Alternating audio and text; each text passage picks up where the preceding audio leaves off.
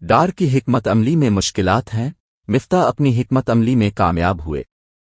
Web desk bench دیکھ کر بتا دیتے ہیں کہ فیصلہ کیا ہوگا، ایسے میں جماعت نے ضروری سمجھا کہ حقائق عوام کے سامنے لائے جائیں۔ سابق وزیر اعظم صلی دیتے ہیں کہ فیصلہ کیا ہوگا، ایسے میں جماعت نے ضروری سمجھا کہ حقائق عوام کے سامنے لائے جائیں۔ سابق وزیر اعظم مسلم لیگ نون کے سینئر رہنما شاہد خاقان عباسی نے کہا ہے کہ مفتاح اپنی حکمت عملی میں کامیاب ہوئے اور اسحاق ڈار کی حکمت عملی میں کچھ مشکلات ہیں۔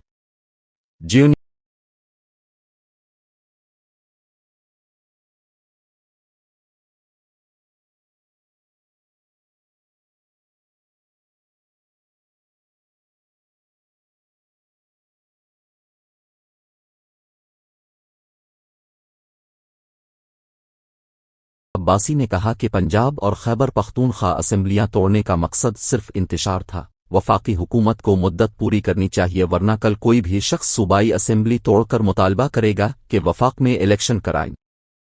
انہوں نے کہا کہ مفتاح اپنی حکمت عملی میں کامیاب ہوئے اور اسحاق ڈار کی حکمت عملی میں کچھ مشکلات ہیں، لیکن مشکل فیصلوں کی سیاسی قیمت ہوتی ہے، مگر پارٹی ورکر پارٹی کے ساتھ رہتا۔